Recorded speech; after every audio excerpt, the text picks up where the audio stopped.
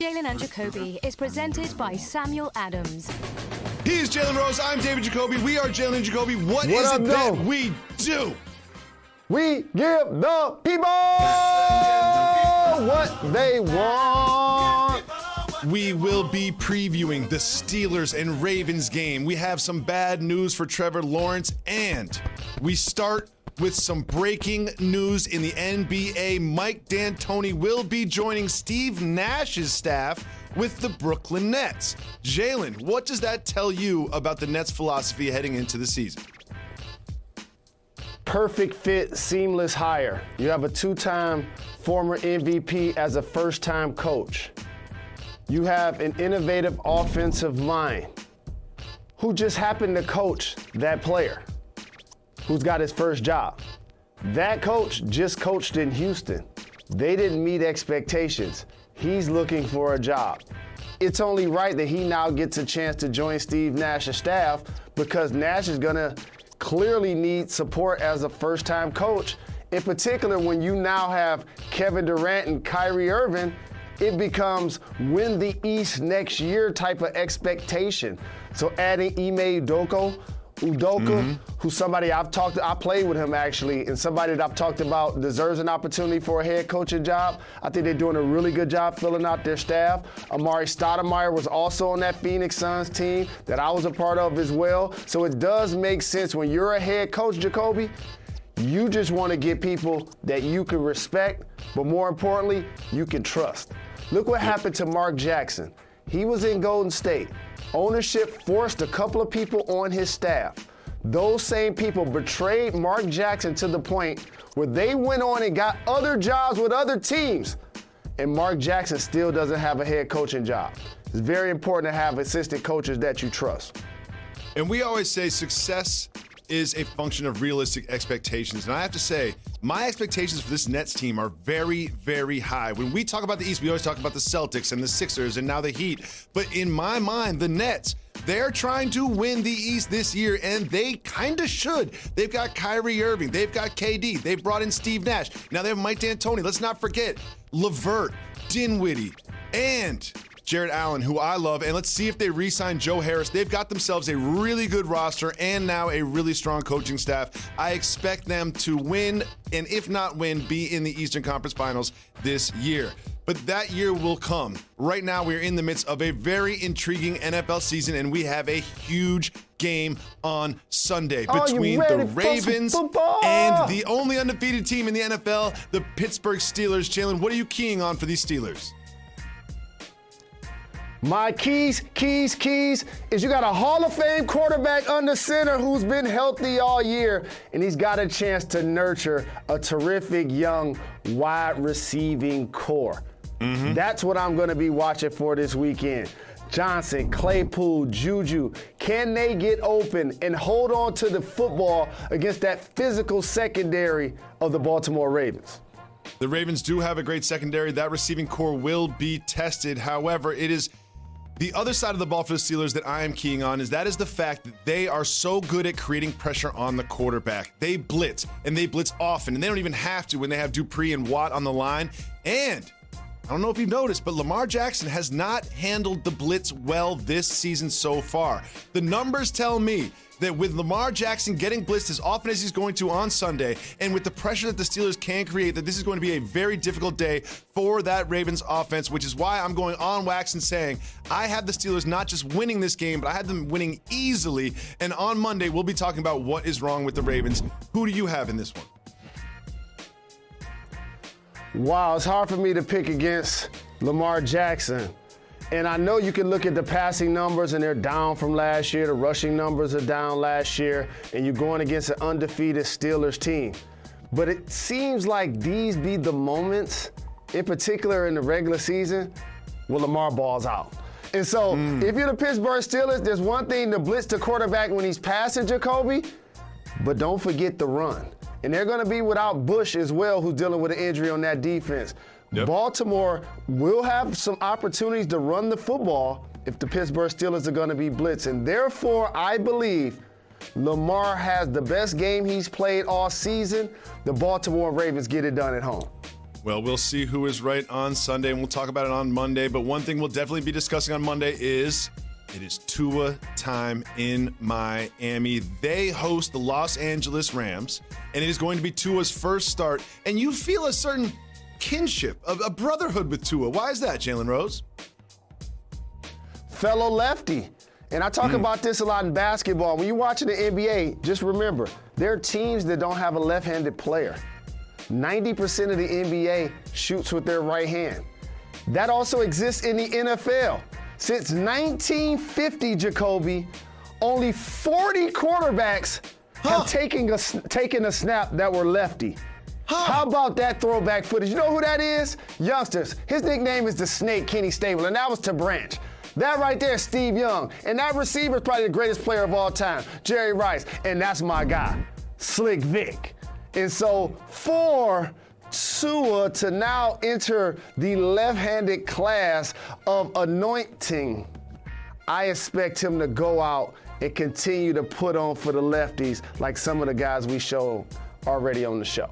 And I've said it before, and I will say it again, that this is one of, if not the greatest QB draft class of all time. From what I've seen from Burrow, from what I've seen from Herbert, and what I expect to see from Tua, I really think this is a very special quarterback draft class. But we have so many more games to get to in the NFL, and one of those games is also in the AFC. It is an AFC East matchup between the Patriots and the Bills. And Jalen, something has happened to Cam Newton since he has come back that has just absolutely baffled me. He has completely disregarded the right side of the field. He only throws across his body to the left. It makes absolutely no sense to me whatsoever. He looks left and he throws left on every single snap. Why is that, Jalen? Do you have any explanation for this? Well, this is what I talked about. That last throw is what I see, Jacoby. How the ball starts really high and it ends up sailing to the turf. That's what I see. It could be the coaching staff protecting him, feeling like he can't make the throw on certain plays that they draw up, which in the past, as a former MVP, would seem like something that maybe they're covering up an injury. But either way it go, there's no excuses. He said it. He got to get out there and ball, and what a better time to do so. The Patriots have owned their division forever. Now we're handing it to the Buffalo Bills. We had our guy Benny the Butcher on. You know the Griselda going to be celebrating Buffalo, jumping on tables, excited about this Sunday, taking the crown from the Patriots. This is a chance for Cam Newton to hopefully renew some of the play that he had earlier in the season if he's going to maintain this job, Jacoby, because he's going to have to play well whether they win, lose, or not. This is a make or break week for the New England Patriots. If we wake up on Monday and they are 2-5 and they've got Cam and Stidham and Hoyer and no future, pull the plug. I really suspect that they could trade Stephon Gilmore if they find themselves at 2-5. We'll keep an eye on that on Monday, but another thing we're going to keep an eye on is this. Shout out to our producer, Tony, who pointed this out. Now, Jalen, I want you to get in the mind of these legendary Hall of Fame athletes. You've got Tom Brady and Drew Brees, who are in a touchdown race. They're one touchdown in between the two of them, with Brees one touchdown behind Brady. The Saints play the Bears this weekend, and that Bears defense. I'm asking you as a former athlete, do you think they're cognizant of this? When they take the field, do they have an eye on what the other one does? Do you think they know that they're in this neck-and-neck race for most touchdowns of all time? They both know. When asked, they should acknowledge that they know, because they're both students of the game. And if you're Drew Brees, this is your claim to, I don't have 6 championship rings, but I do have more touchdown passes than Tom Brady. So then now later you can make the case that you play better in the regular season, but he was on better teams. And they both know each other's age, and they both realize that the clock is ticking. And so, yes, this becomes regular season motivation, Jacoby. Some of these games, when you're 40 plus years old, like, you can't be as enthusiastic as when you first started. That's just human nature. This gives both of these all-time greats something to go out and be enthusiastic about making happen each weekend. You know how they always say that Father Time is unbeaten? I think Tom Brady actually is up on Father Time. I think Tom Brady's like 1-0 against Father Time at this point. Because you know one thing I'm not going to do? I'm not going to sit in this room and speak into this microphone and talk about Tom Brady or Drew Brees being washed for the rest of this season, because it ain't happening. I fixed my lips and I thought that Drew Brees was washed. Guess what? He proved me wrong. Remember when Tom Brady lost to the Bears on that Thursday night and he thought it was fourth down or third down, it was fourth down, and we thought maybe he was slipping? Guess what? Now he looks like the best quarterback in the league. I'm not calling either one of these players washed until I am absolutely positive of it, and they have shown me nothing up to this point that they are washed. And Jalen, we have some bad news in college football. What I suspect will be the number one pick in next year's NFL draft, the best prospect I've seen in with my two eyes in my life, Trevor Lawrence, has tested positive for coronavirus. Interesting.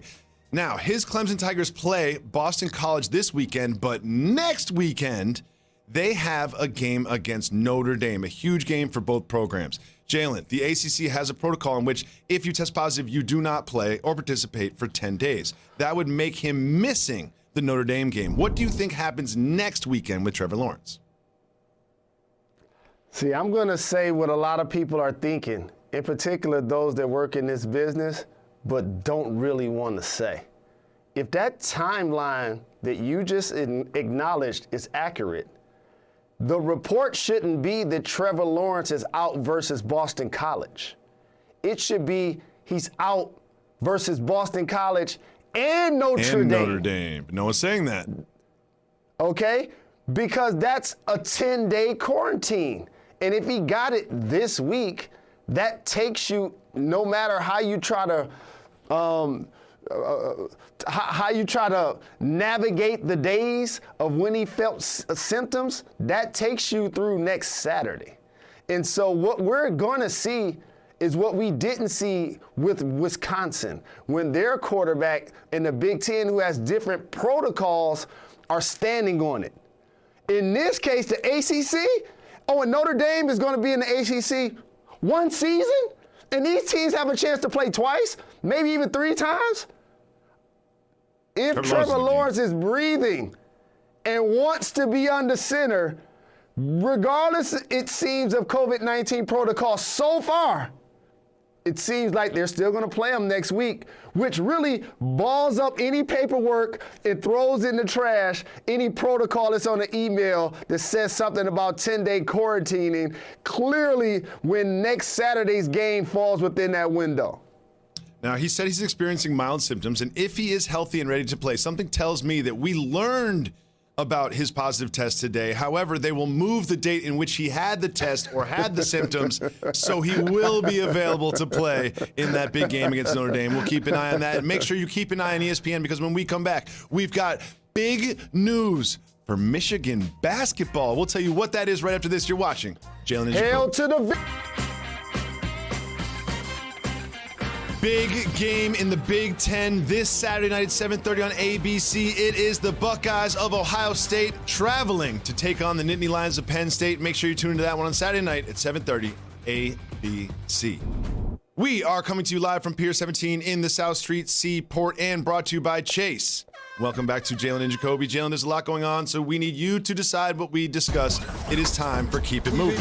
Wu-Tang! Wu-Tang! If you want to discuss a topic, say hit the brakes. If not, we will keep it moving. And we start with the big matchup in Michigan this Saturday afternoon between Michigan State and the Wolverines. After the win in Minnesota, can Michigan stay undefeated and go to 2-0 this afternoon on Saturday? Shout out to all of the JRLA students, past, present, and future at both of these schools. Michigan State lost to Rutgers last week, and they were brought to the Big Ten to donate their check to the conference. Therefore, I expect us to wax our in-state rival this weekend. Wax! Like the Beastie Boys, you know how they say, put it on wax! That's what I'm expecting this weekend. Stay tuned. Well, that would be some good news for Michigan football. We have some good news for Michigan basketball. Keep it moving or hit the brakes. Hit the brakes. Hit the brakes. Five-star recruit Caleb has confirmed that he is committed to go to Michigan and play for Juwan Howard. What do you think of this information, Jalen Rose? I think this is the highest rated recruit to commit to the University of Michigan in 20 seasons. That's what I think. Congratulations to Juwan Howard and his coaching staff. I think they continue to do a great job of maintaining what John Beilein was able to rebuild at the University of Michigan.